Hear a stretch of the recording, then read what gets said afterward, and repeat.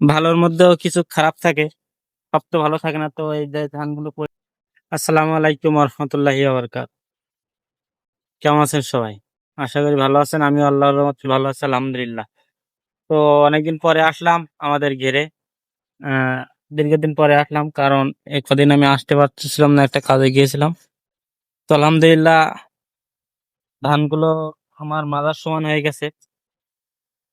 ধানগুলো অন্যদের তুলনায় আলহামদুলিল্লাহ অনেক ভালো হয়েছে। তা ভালোর মধ্যেও একটু খারাপ থাকে। যেমন দেখতেই পাচ্ছেন যে আমাদের ধানগুলোর মধ্যে কিছু ধান মানে এখনো কেবল ধানের যে কুশি বা কেবল ধানের থোড় যেটা বলে সেটা এসেছে। কেবল ধানের মানে ফুল ফুটে বেরিয়ে হচ্ছে। তো এই যে একটু বাতাস হয়েছিল, যে বাতাসের কারণে এখানে কিছু ধান মানে কাত হয়ে গেছে বা পড়ে গেছে। তো ভালোর মধ্যেও কিছু খারাপ থাকে, সব তো ভালো থাকে না। তো এই যে ধানগুলো পড়ে গেছে, তো এর জন্য কি করণীয় একটু জানাবেন যারা জানেন। তো ঘেরের ভিতরে যেহেতু আমরা এবার প্রথম চাষ করছি ধান চাষ, তো আমাদের তো তেমন একটা অভিজ্ঞতা নেই। আর আলহামদুলিল্লাহ পুরো ঘেরের ভিতরে ধানগুলো অনেক সুন্দর হয়েছে। সমস্ত জায়গায় যে ধানের ছড় বলে সেই ছড়গুলো সমস্ত ধানে এসেছে সমস্ত ঘেরের ভিতরে। তো আলহামদুলিল্লাহ ধানগুলো খুব সুন্দর হয়েছে,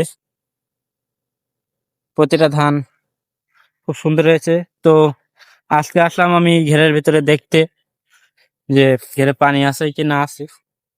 তো অনেকদিন ঘেরের ভিডিও দেওয়া হয়নি, তো যে কারণে একটা ভিডিও করছি আজকে। তো এক সাইডে পানি আছে এবং এক সাইডে পানি নাই। তো আমরা আজকে ঘেরের ভিতরে পানি লাইনটা ছেড়ে দিয়ে দিয়ে থুয়ে চলে যাব। আর যারা অভিজ্ঞ ঘেরের ভিতরে দীর্ঘদিন ধরে চাষ করেন, যারা জানেন যে এই ধানগুলো পড়ে যাওয়ার পরে করণীয় কি, অনেকেই দেখি যে এই ধানগুলো আবার সোজা করে দিয়ে মানে দুইটা তিনটা যে গোড়া বা আটি একসঙ্গে বেঁধে ফাইন করে সোজা করে দেয়। তো সেরকম করে দিলে হয় কি না হয় তো আমরা তো জানি না, মানে আমি দেখেছি আর কি। তো আলহামদুলিল্লাহ পুরো ঘেরের সাইড দিয়ে ঘুরে ঘুরে দেখছি, যেহেতু এদিক পানি আছে পানি দেওয়ার দরকার নেই, ওই সাইডে একটু পানি দেওয়ার দরকার। তো আমি চেষ্টা করবো ওই সাইডে পানি দেওয়ার। তো এই সাইডেও মানে ওই সাইডে ক্যালেন বলে, যেটা ক্যালেনের মানে যে ঘেরের ভিতরে একটা নালা ইয়ে থাকে ঘেরের সাইডে একটু, যেগুলো একটু নাওয়াল থাকে সেই নাওয়ালগুলো ধান একটু ভালো হয়েছে এবং সেইগুলো ধান একটু কাত হয়ে গেছে। তো এইখানে আরেক জায়গায় একটু অল্প একটু কাত হয়ে গেছে। তো এর জন্য আমাদের করণীয় কি, আমাদের আশেপাশে এরকম কারোর ঘেরে এত সুন্দর বা এত লম্বা ধানগুলো হয় নাই। তো এদেরও লম্বা কম বেশি হয়েছে, এদেরও মানে আমাদের পাশের ঘের এদেরও একটু এই কোনায় কিছুটা ধান, এদের এই কোনায় কিছুটা ধান কাত হয়ে গেছে বা পড়ে গেছে। তো আমাদের তো একটু বেশি গেছে।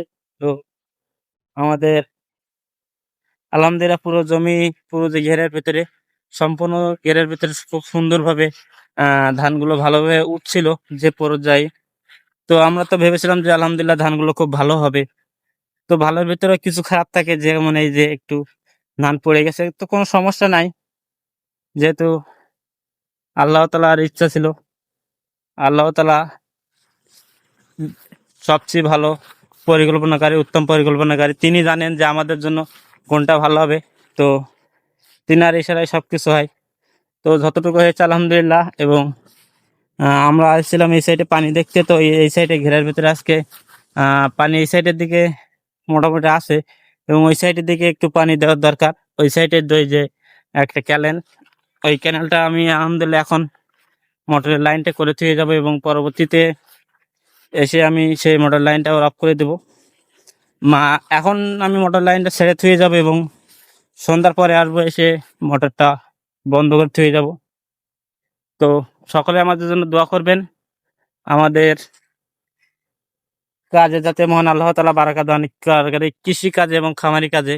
এবং আমাদের যে দুইটা ছাগলের বাচ্চা হয়েছে, দুইটা ছাগলের বাচ্চা বলতে দুইটা ছাগলের বাচ্চা হয়েছে, একটা মানে একটা ছাগলের দুইটা বাচ্চা হয়েছে এবং একটা ছাগলের আরেকটা বাচ্চা হয়েছে।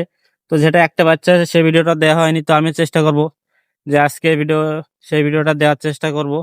তো সকলে আমাদের জন্য দোয়া করবেন এবং আমাদের কাজ যাতে মহান আল্লাহ তাআলা বারাকা দান করে। তো আসসালামু আলাইকুম ওয়া রাহমাতুল্লাহি ওয়া বারাকাতুহু।